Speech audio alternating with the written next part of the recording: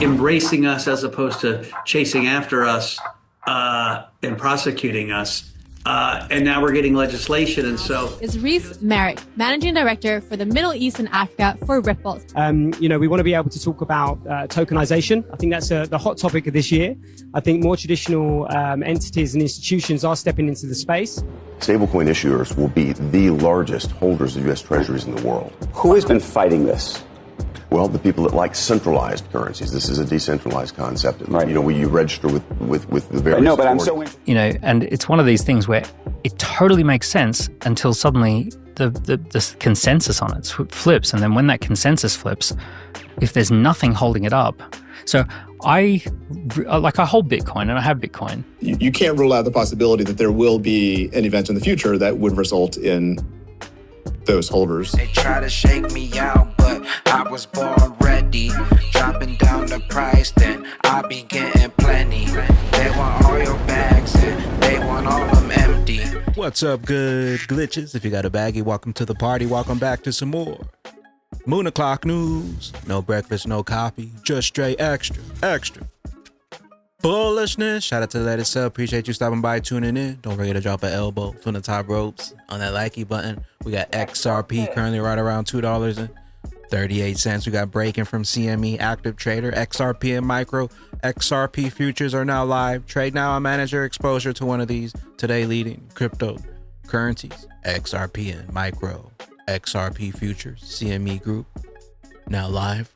We got CMEgroup.com, XRP futures. Explore new opportunities in crypto, trading with XRP and macro XRP futures. The floodgates are about to burst open. Brad says the launch of the regulated XRP futures on CME Group marks a key institutional milestone for XRP. I'm very excited to report that Hidden Road cleared the first block trade on CME at opening. XRP, the hidden road to financial freedom. Financial wealth, all roads lead to the bridge. Institutions, banks on their way to pump our bags up.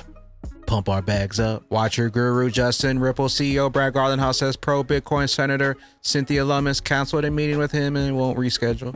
I hope you will reconsider and be a leader for all of crypto. I invite you to join me on X Space anytime. Senator Lummis, you still there? We got one from Ripple. Ripple payments momentum is building in the UAE following our DFSA license. Zenbank and MamoPay are now live on Ripple payments, bringing always on blockchain power cross-border payments to one of the world's top recruitment hubs. XRP, welcome to the utility era. Watch your guru Justin circle USDC in informal talks to sell itself to Coinbase or Ripple. Fortune reports BTC who? ETH who? Riz XRP. Momentum is building in the UAE. XRP. Every grain of sand carries with it infinite possibilities. They hold within them stories of resilience, innovation, and transformation. And rising from these shifting sands is the UAE's first digital bank. Zand. Aligning with the UAE's visionary digital agenda, Zand is leading the way in transforming the digital economy of the UAE and making a positive impact both locally and globally. At Zand, our cutting-edge banking and experience empower our partners for success in the evolving digital space. We pride ourselves on being ahead of the curve for harnessing the power of AI and blockchain technology. This ensures our services are secure and efficient.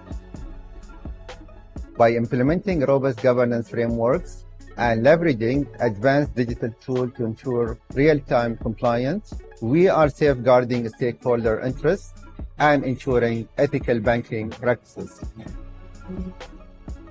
Zand is more than just a financial institution. It's a true fintech leader for driving innovation, improving efficiency, and the overall customer experience. Crypto Eddie curated clip. It's about speed and under the radar video, fewer than 34 views. Uploaded May 12th for Ripple tokenization and the hot topic in the 2025 direction and stablecoin settlement for payments. And joining me right now is Reese Merritt, Managing Director for the Middle East and Africa for Ripple. We want to be able to talk about tokenization. I think that's the hot topic of this year. I think more traditional entities and institutions are stepping into the space. And whether that's through custody, whether that's through allowing stable coins for settlement, or whether that's just cross-border payments. So really it's about acknowledging where we're going, but also looking forward to see what the future holds. Do you think 2025 will be the year that stablecoins and tokenization really takes off here in the Middle East? Look, I think if you see the growth of stablecoins, it's been phenomenal. I think there's, it's forecasted that it's going to reach the trillions of dollars of market cap over the next couple of years. And I think that for us tells you the sign and, the direction that we're going in. I think there's a ton of use cases around payments, whether that's stablecoin settlement, whether that's, being able to move businesses, being able to import and settle in a USD or another denominated currency stablecoin speeds the improvement for settlement and therefore makes things much more efficient. So I think we've seen a lot of growth. I think we're very much at the starting point of where we'll go. And that is the same for tokenization. I think that, many years ago when I've been at Ripple 7 years, I'm speaking to, large FIs, they were less open to looking at tokenization. Now the same FIs are inviting us in to kind of see what their strategy looks like and how they can implement that. Subject views breaking confirmation that the Senate is voting on the stablecoin legislation Genius Act. Tonight, so it begins. So the issue, as far as I have always understood the stablecoin issue, is what is backing this stuff, and how much of it's backed by actual treasuries versus cash versus equities or something else. What does this say about all of that? It's not going to be equities. It's going to be high quality, short-term assets, either short-term U.S. treasuries or cash.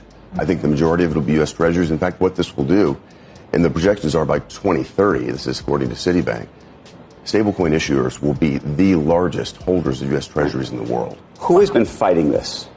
Well, the people that like centralized currencies. This is a decentralized concept. Right. Where you register with the various. No, but I'm so interested in terms of who was trying to get meetings with you for the last year to say, please, this is a terrible idea. No one in the industry is doing that. Of course not. It has to do with my colleagues, and basically, it's gotten to be a question, and we'll find out tonight. We have broad policy agreement, Democrats and Republicans.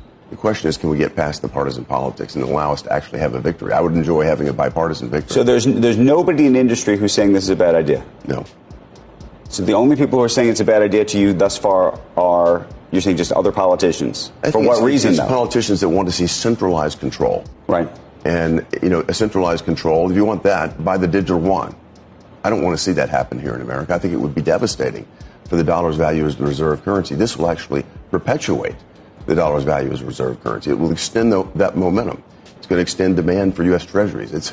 There's a lot to like about this. Stablecoin issuers will be the largest holders of U.S. treasuries in the world. But this is a payment mechanism, and not to be confused with Bitcoin or something that has a speculative component. This puts us into a digital payment framework, the fastest rails available, much better than the system developed in the 70s and 80s, which is slow. It takes days to clear. So the issue, as far as I have always understood the stablecoin issue, is what is backing this stuff, and how much of it's backed by actual treasuries versus cash versus equities or something else. What does this say about all of that? It's not going to be equities. It's going to be high quality, short-term assets, either short-term U.S. treasuries or cash.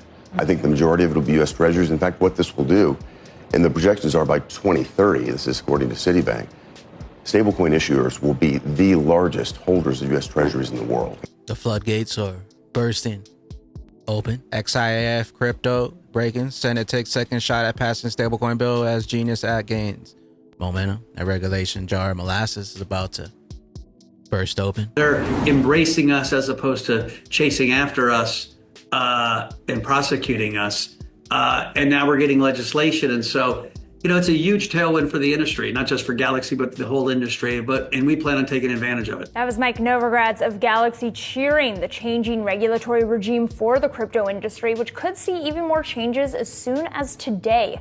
Stablecoin legislation is expected to clear the Senate this week. Riz XRP, the saga continues. What about Bitcoin? What are your thoughts? I wrestle with Bitcoin.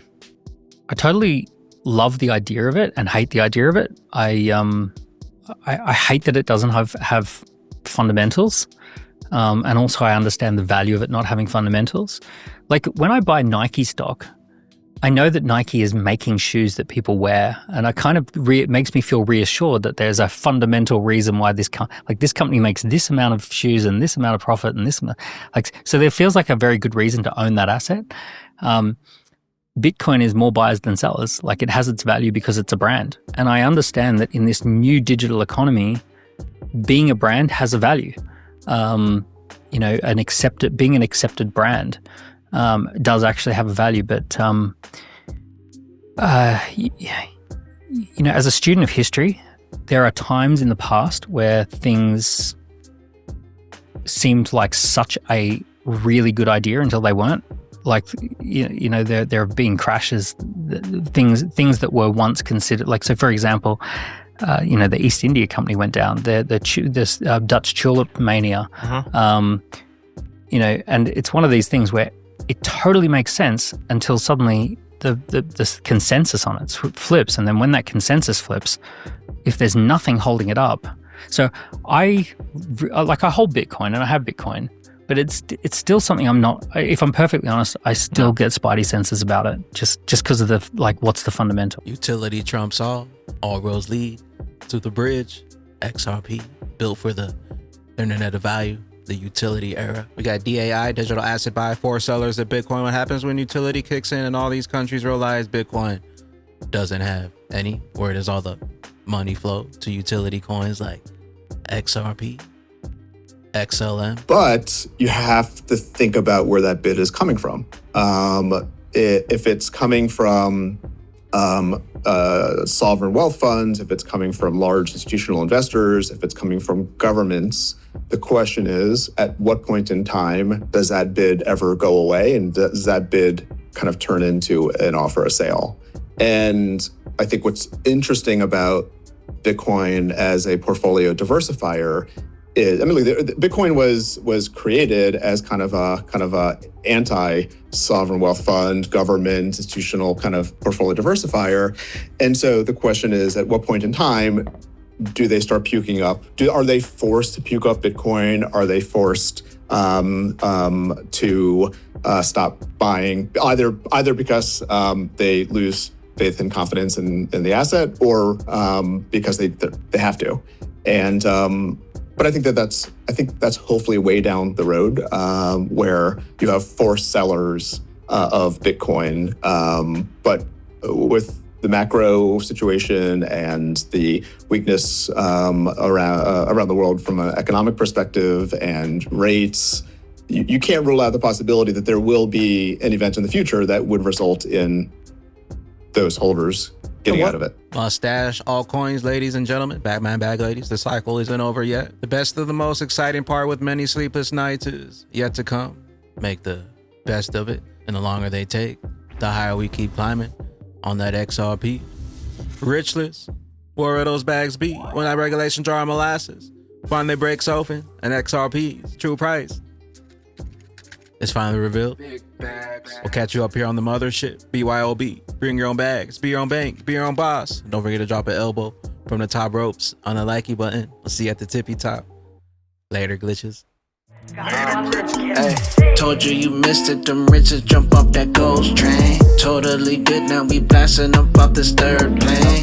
Took the cheats and the codes and now we all run the game. Spit be splitting them split ups, deep state they getting drained. Jump in the pool of all these games. Jumping, we shooting in slow motion like we Max Payne. We flipping, getting digits, 589K, we in this. Yeah, we wealthy, filthy, rich in this bitch. And these hoes don't know it. You didn't notice that we ghosting this hoe. They built the tunage, you need a tune up, hoping that they freaking hear it and you tune it. Ayy, 4-3 to earth and we moving like we the frequency. Bagging these bags and now we living that so equally. Adam and Eve, they GMO the apples. Batman back in this 4-3-2 and all the samples. Jump on that saddle, we waking up all the cows.